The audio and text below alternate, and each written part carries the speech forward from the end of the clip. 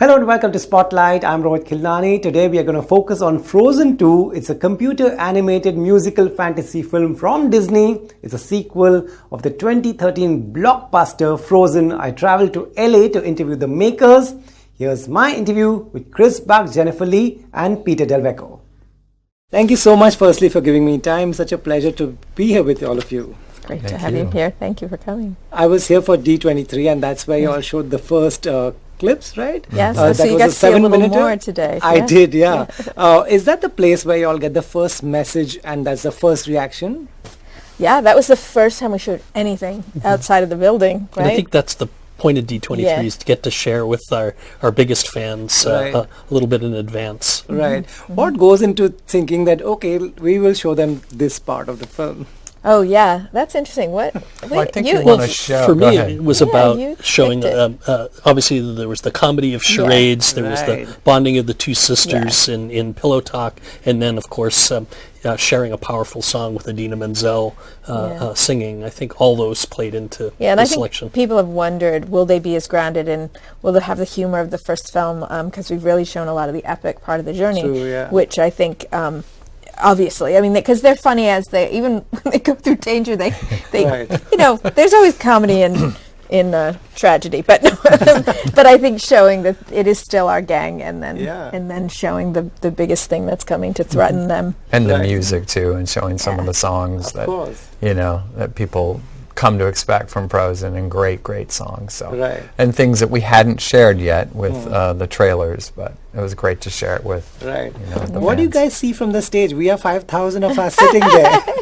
It's very hazy and too many lights. Lots of lights. Luckily, because I think for we prefer to be behind the camera and not on stage. So, but it's the best audience because it is. They love Disney the way we love Disney, and so you feel like you're home, and you feel what people are inviting you to share with warmth, and so it's the easiest stage to go onto. I think, and sitting in the audience for that presentation, I could feel the love, the genuine love people have for these characters, and how excited they were. So that was great. Right. Since Disney's not big on sequels, how come? What goes into greenlighting? Okay, let's make a sequel.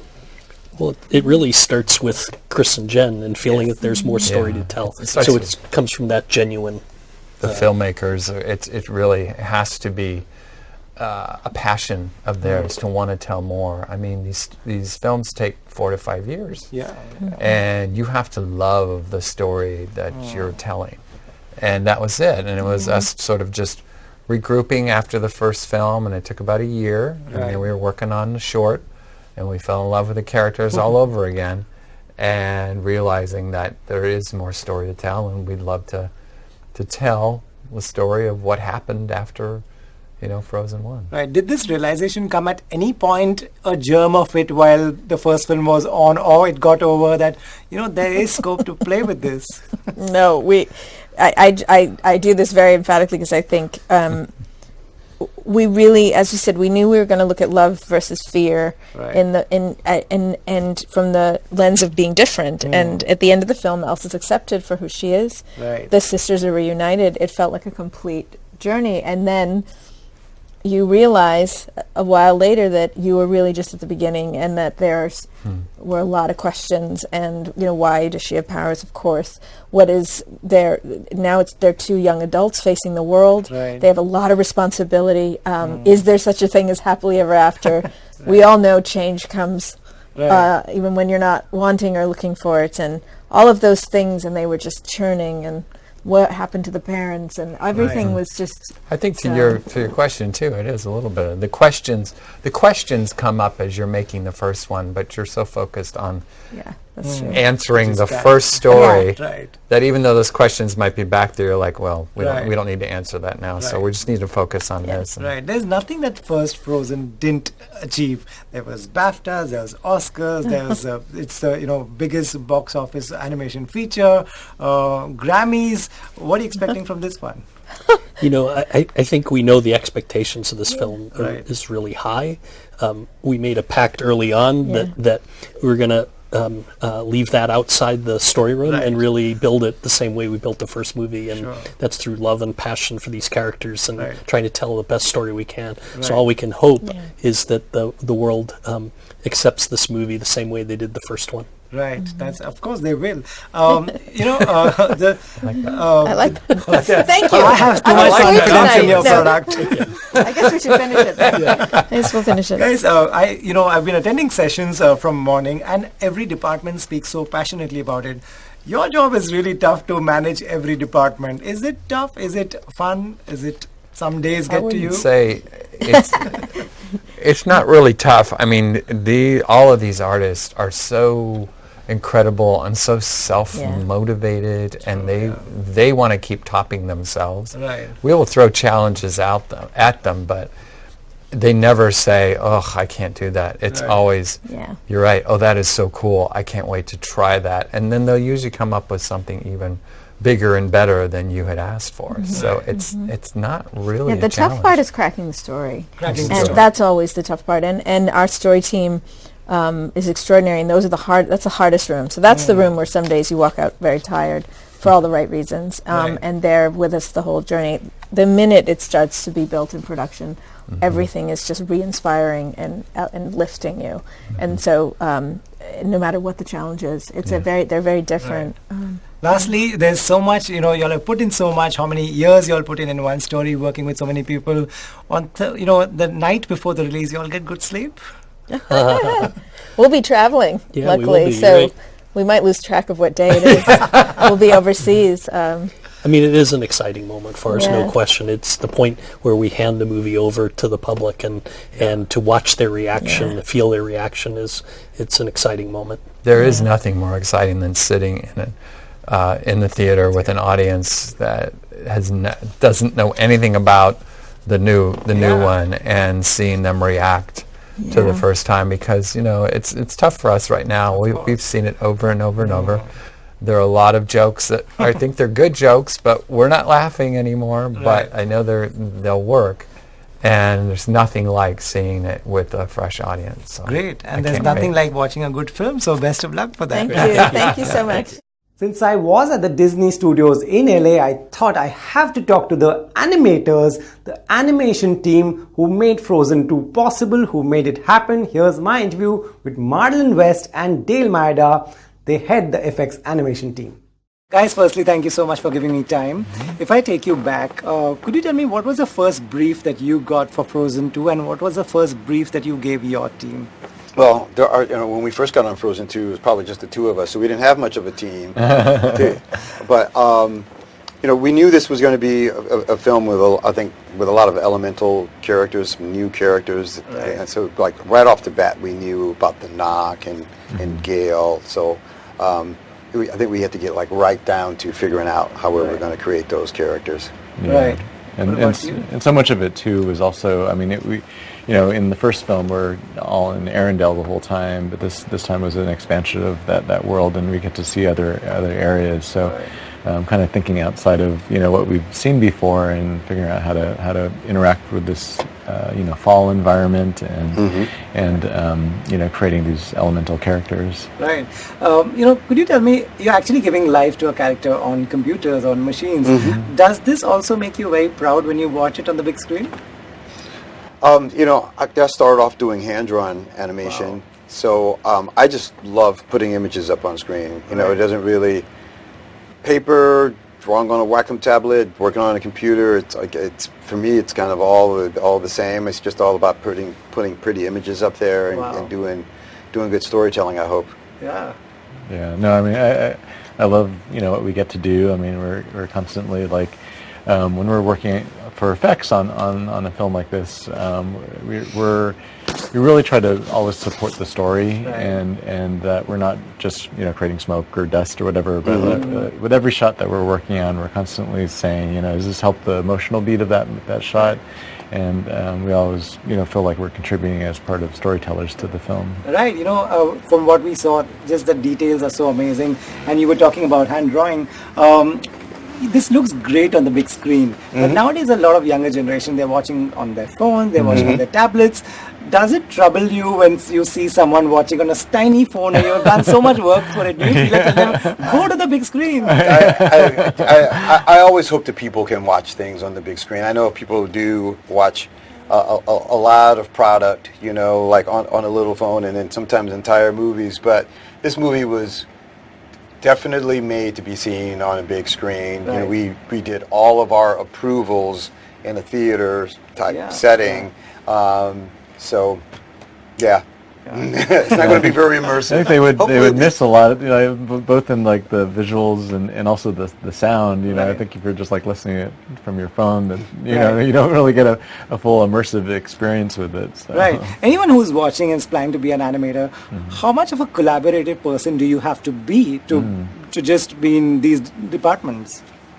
Oh, that's a really good question. I honestly, increasingly, we're doing films that are so challenging that the collaboration is really important to get these things done. So, you know, in my experience in the last, both the first Frozen, Moana, and now this film, just sitting siloed by yourself is just not possible. You know. And I think some of the best ideas come from when you all meet together and everyone has kind of a different perspective. Right. And you know, whoever has like the best idea, you know, wins. And so I think, you know, by being collaborative and being open to like new ideas, I think it's really important for anybody that wants to get into a creative field. And also there's dependency on other teams as well. The teams that's working before you, the team that'll work after you. Yeah.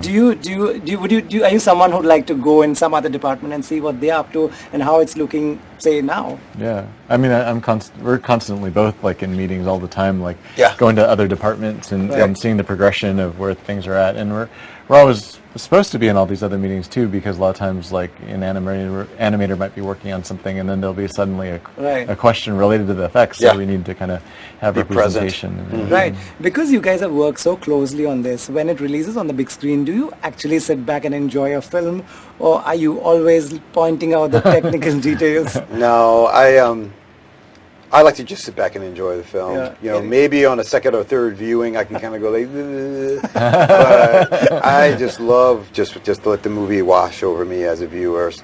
And I always love like the first time we really kind of see it all together with all the music and everything like that. You know, usually with our friends or our families, like we're going to see the film all together, and it's kind of a joyous moment where we could just kind of enjoy it and see how our friends or family is enjoying it with us. Yeah. So. Where do you guys take feedback from, and how do you up the game? Because you know the younger audience is watching so much on the internet. They're watching the new technology. How does one up the game? Because this is such a you have to be with the time. Well, I think this is like my 27th year here working in the studio, and this desire to always up the game and not do something you've already done again has always driven me in my career. So it's wonderful to go back and make Frozen 2, but it's an expansion, it's a broadening of the first story, and it's a bigger film. So it's not just like Frozen again. It's like it's a bigger, more expansive Frozen. So I just look forward to continuing to work on films that are like creatively and artistically and technically more also challenging. To up the game, do you end up watching other things and just maybe other films or something? Well, our directors have never come to us and said, "Hey, Dale and Marlon, what's easy for you to do?" They seem to do just the opposite. Where they come up with things like, "I've got this character that's completely invisible," or "I got this character that's made out of water." Yeah. So it's the story that kind of makes us up the game, I have to say. Yeah, and I think even on a personal level, like all of our artists, they're even though they're always like doing amazing work, like they're all each like always watching videos of like how to improve their own skills, whether it's technically or creatively, and I think everyone else is always like trying to challenge themselves. Great. Do you guys get good sleep before the release, or? Oh yeah, I'm sleeping like a baby now. now that we're finished, I sleep really well. Great, thank you so much. Hey, thanks a lot. Great. Thank you. Here's my interview with Lisa Keane. He's the co-production designer, and Brittany Lee, visual development artist. Listen in to what they had to say. Is a film like Frozen 2 a great example of teamwork? Because even you both work in different departments, right? And how often do you guys talk about your, take suggestions from friends in different departments? Is there a lot of that happening as well? Oh yeah, well we talk to each Constantly. other several times a day. Yeah. Several times a day. Yeah. But it's important to be able to communicate constantly with everybody, because it's the only way you're going to realize any one of these things that happen on a blank canvas. Yeah. When you have a prequel, and there was a film a couple of years ago, how much of that you have to keep in mind, and how much can you experiment and take it ahead? Oh gosh, well we work really hard to respect the first film. Right. We want the whole thing to feel like one big journey. Right. So we can't diverge too much. We want to hold to, we build rules. We build a library of aesthetics that we have in the first movie, and we just take those aesthetics and put them over here. And sometimes they don't line up perfectly, but we have to make that world line in with it. Right. Yep. Right. What about you? Our challenge is to be working on a sequel, but there's something that's nice in the fact that we've got the experience of working on the first film. So some things are innate and inherent that we just know to do or not to do with the characters, and we want to push and make sure that we're exploring new ideas and doing new things. But I think we're constantly checking to make sure that we're doing it for the right reasons, we're changing things for the right reasons, and telling the story that is right for them. Yep. Right, be it productions or visual effects or costumes, how does one take decisions on what color it should be, what it should look like? There have been other departments who've, say, visited the set. They will come with pictures of what they shot, but what does it take to decide, okay, we will go ahead with these two colors? Well, it started with the script. Right. Really, and it was set in autumn. Okay. That was an anchor. That's so we had to start there. Right. And autumn has a certain palette that we have to respect. Right. Otherwise, we're not saying autumn to our audience. But we had to tweak it to speak back to Frozen 1. Right. So, and then everything kind of built off of that. Yeah. Yeah, we look for those anchors everywhere. With Elsa being so in line with ice, we knew that keeping her in a certain palette was one of those anchors too. So once you have a few of those tentpole things, you can start building everything else. Yeah. And then are there options of colors? Do you take advice from your team? Do you show it to suggestions to more people? Oh sure, there is nothing made alone. Yeah, everything we do is presented to a whole team of people, from the directors, production designers, even the character designer. Everybody gets to look at it and have a conversation, and from that we continue to build and build and build. What is the release day like? Do you read reviews? Do you go to the theaters? Do you check out the collections? Oh, are you kidding? The trailer came out and I'm like, what are they saying? I don't like that. Do you read all the comments? I try. If it's all going well, then I keep reading. I like to wait till being in the theater. Do you? I mean, people come and tell me about the comments and things. It's like Christmas. I can't wait. And you guys are doing such amazing work, making all of us so proud and entertaining us. Thank you so much. Thank you very much.